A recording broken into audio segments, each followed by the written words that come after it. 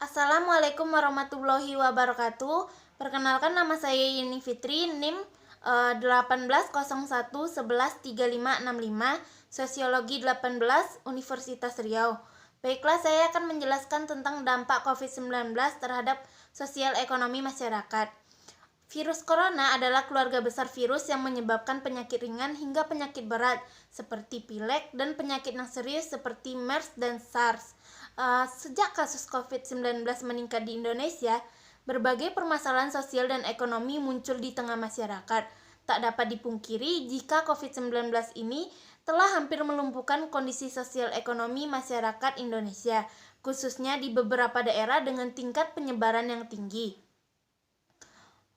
Akibat kasus corona ini, pemerintah Indonesia mulai melakukan berbagai kebijakan seperti mengeluarkan himbauan social distancing, mengeluarkan himbauan untuk work from home bagi pegawai, dan juga memberlakukan pembatasan wilayah, membangun rumah sakit khusus untuk penanganan COVID-19 dan kebijakan lainnya.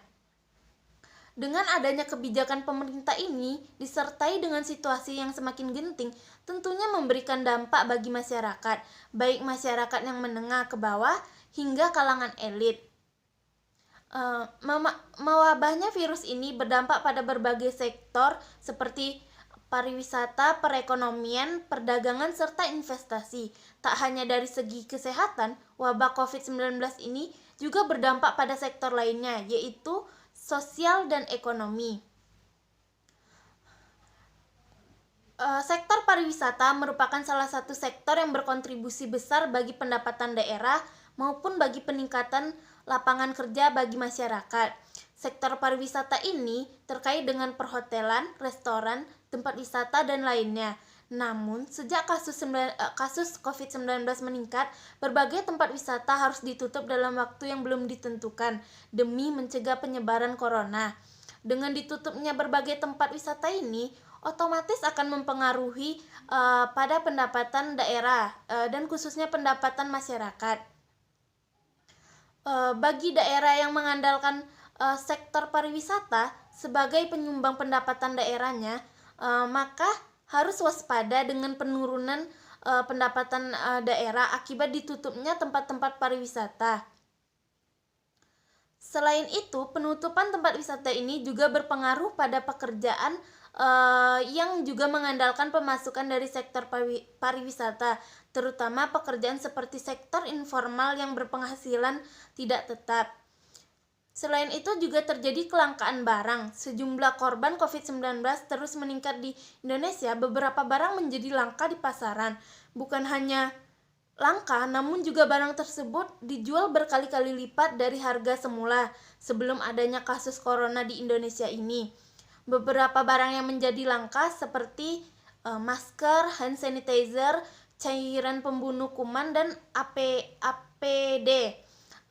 Barang tersebut kini dijual dengan harga yang jauh lebih mahal dibandingkan dengan harga semula.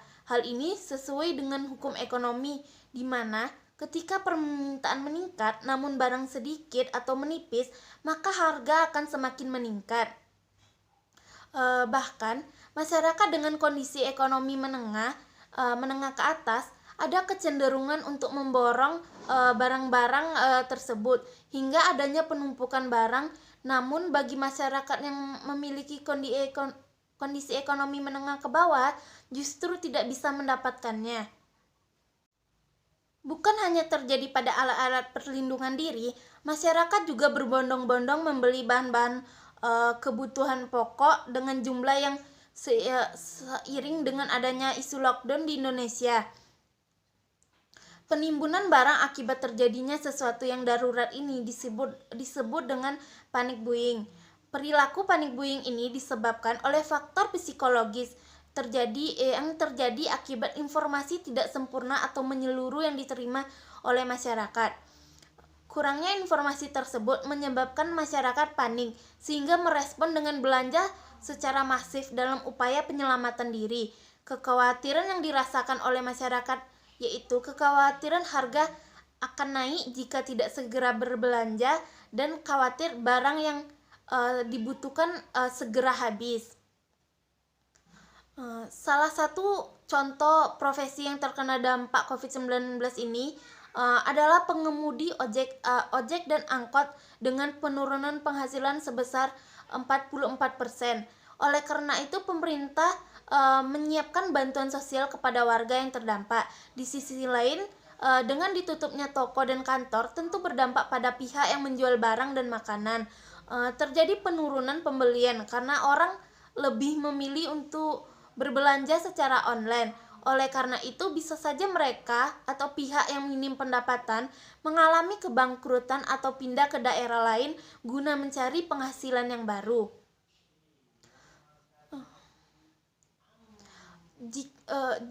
Jika mengamati berita yang beredar di belakangan ini, ada fakta sosial yang menarik terjadi di tengah masyarakat. Fakta menarik ini yaitu adalah prasangka dan diskriminasi terhadap korban COVID-19. Prasangka dan diskriminasi ini disebabkan oleh ketakutan masyarakat terhadap situasi yang tidak menentu akibat penyebaran virus corona ini. Hal ini terlihat jelas dari sikap masyarakat yang menjaga jarak agar berinteraksi dengan orang lain, menghindari salaman, menghindari perkumpulan, dan juga lainnya. Sikap masyarakat ini berawal dari adanya prasangka sehingga kemudian memunculkan sikap diskriminatif. Prasangka dan diskriminasi ini merupakan perwujudan dari disorganisasi sosial. Kasus COVID-19 ini bukan hanya menyebabkan disorganisasi sosial, namun juga menyebabkan disfungsi sosial. Disfungsi sosial ini terjadi ketika seseorang tidak mampu menjalankan fungsi sosial sesuai dengan status sosial akibat rasa takut terhadap COVID-19 ini. Contoh nyata disfungsi sosial dapat terlihat pada sikap masyarakat yang mulai membatasi jarak dengan orang lain serta tidak mau menolong orang lain karena khawatir terkena COVID-19. Salah satu contohnya yaitu seperti masyarakat di daerah menolak penggunaan pemakaman umum di daerahnya untuk kuburan pasien COVID-19. Masyarakat khawatir jika mayat yang dikubur tetap dapat menyebarkan virus corona di daerahnya. Padahal jenazah dari pasien ini telah diproses dengan baik di rumah sakit dengan menggunakan berbagai alat perlindungan seperti peti khusus yang akan menyebabkan penyebaran virus corona tidak terjadi. Selanjutnya dampak sosial yang dirasakan yaitu kesulitan mengakses fasilitas kesehatan. Hal ini dialami oleh seorang warga yang berdomisili di Jawa Barat yang suaminya terdampak di PHK. Kesulitan akses kesehatan yang ia rasakan saat ingin memeriksakan kehamilan di Puskesmas, di mana ibu hamil tidak diperbolehkan ke Puskesmas karena rawan penyebaran virus penyebab COVID-19. Di sisi lain, ia tidak punya biaya lebih untuk memeriksakan kandungannya ke bidan atau ginekolog. Suaminya pun kesulitan mendapatkan pekerjaan pasca dipecat, hingga akhirnya ia berharap mendapatkan bantuan dari pihak pemerintah. Namun sayang bantuan yang dilakukan pemerintah hanya diberikan kepada 10 kakak per RT dan keluarganya tidak termasuk. Kini ia dan keluarganya terpaksa meminjam uang ke sanak saudara untuk keperluan makan sehari-hari. Jadi PHK yang dialami juga berdampak kepada kesulitan akses kesehatan karena kesulitan ekonomi yang dialaminya. Tak hanya itu, ternyata juga terjadi perempuan mengalami peran ganda. Di saat bekerja di rumah, perempuan juga harus sekaligus mengurus anak, seperti yang dialami salah seorang guru di Cianjur, Jawa Barat. Ia harus pintar membagi waktu antara menjaga anak dan mengajar di rumah. Di keadaan pandemi seperti ini juga terjadi ketimpangan gender yang semakin timpang. Jadi dapat disimpulkan dampak sosial ekonomi tak hanya seputar peningkatan kemiskinan akibat banyaknya kehilangan pekerjaan, kesulitan akses kesehatan, namun juga ranah budaya di mana ketimpangan gender yang semakin timpang yang banyak dikeluhkan oleh pihak perempuan.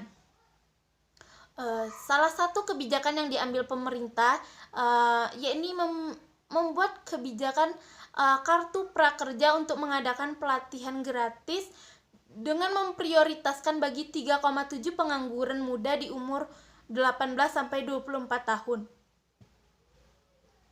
Jadi pelatihan kerja ini berbasis digital dengan mengadakan kerjasama dengan perusahaan startup yang ada di Indonesia seperti Bukalapak, Pintaria, Ruang Guru, Sekolahmu, Tokopedia, Pijar Mahir, dan yang lainnya. Hal ini dilakukan karena 90% dari total pencari kerja pekerja muda belum pernah mengikuti pelatihan sertifikasi sebagai di mana sebagian besar merupakan lulusan SMA. Distribusi kartu prakerja ini diharapkan dapat meningkatkan kompetensi, daya saing, dan produktivitas mereka di tengah wabah COVID-19 ini. Sehingga diharapkan ini menjadi salah satu solusi mengenai banyaknya pengangguran akibat dari dampak pandemi ini.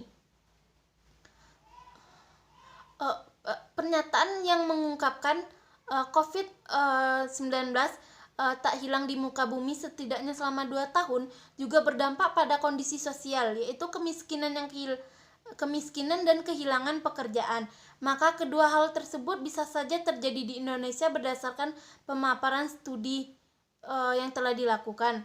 Selain meresahkan, COVID-19 juga ini menimbulkan dampak besar bagi perekonomian masyarakat. Aktivitas masyarakat yang dibatasi dengan kebijakan social distancing dari pihak pemerintah membuat roda perekonomian masyarakat termasuk pasar mengalami penurunan akibat turunnya pendapatan masyarakat. Alasan utama dari masalah perekonomian yang diakibatkan COVID-19 ini adalah adanya lonjakan harga dalam pasar yang memang menjadi kebutuhan masyarakat. Setidaknya pemerintah sudah merencanakan pencairan dana sebesar 405 triliun untuk bantuan uang tunai, makanan, bantuan di bidang kesehatan, sosial, dan juga pengembangan bisnis. Demikianlah yang dapat saya sampaikan tentang dampak COVID-19 terhadap sosial ekonomi masyarakat. Atas salah dan kurangnya saya ucapkan terima kasih.